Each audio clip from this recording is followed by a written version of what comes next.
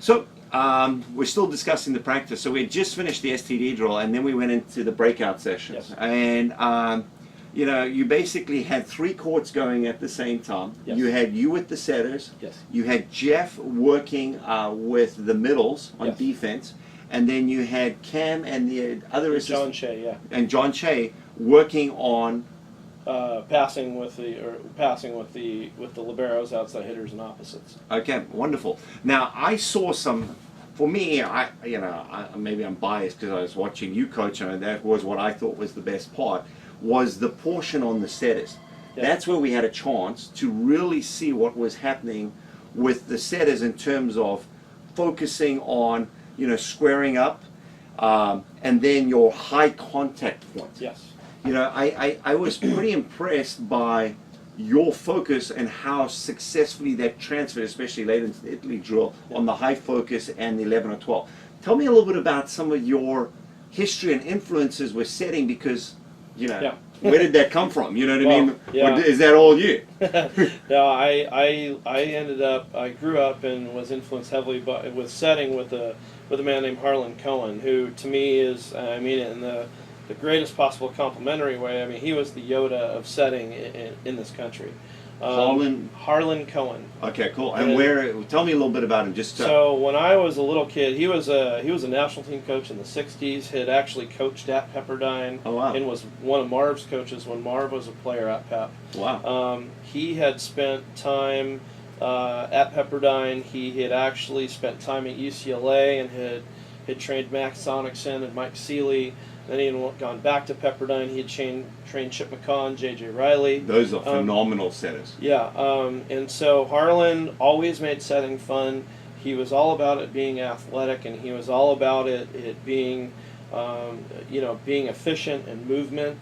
And he always had all these really fun drills that really transferred well. And I enjoyed doing them as a kid, and I enjoyed training setters using a lot of those methods. So he would be my greatest influence as far as working with setters, and really fortunate that I got to spend the time with him that I did.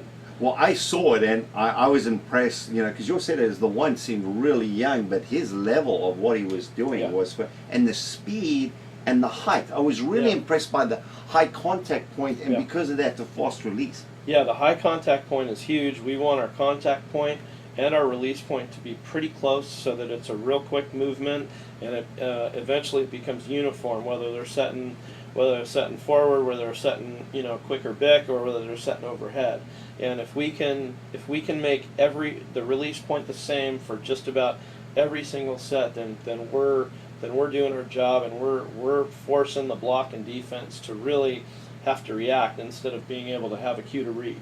Cool. I like it. What were some of your verbal cues, just to say? We like to get to our staging area stopped and balanced, which allows get to your staging area, that getting to your place where you're going to be moving. Yeah, we like that to be right on the edge between the Area 2 and Area 3 zones of the net, so we're just right of center. Okay, getting balanced? Yeah, we want to be balanced so that if we have to step and move, that we're able to generate force with our first step and cover some ground and be real athletic. And then we want to get our feet there square, and then we want to focus on our draw. And our draw is the motion of taking our hands, and we use draw.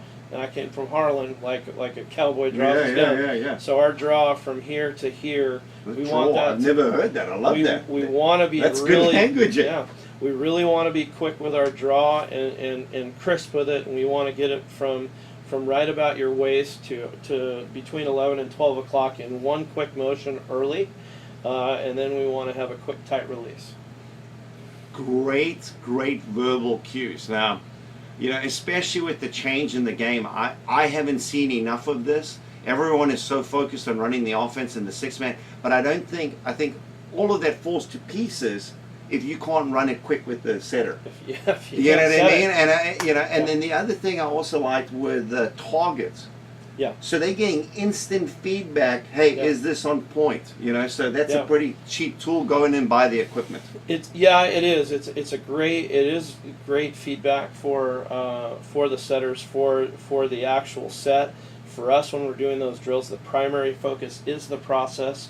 of the feet, of the draw, of the balance, and we feel like that is going to end up affecting the destination positively. But if they can get that feedback about the destination of the set on a play-to-play basis, that's just better. Phenomenal. Okay, see more volleyball drills. Go to volleyball1on1.com.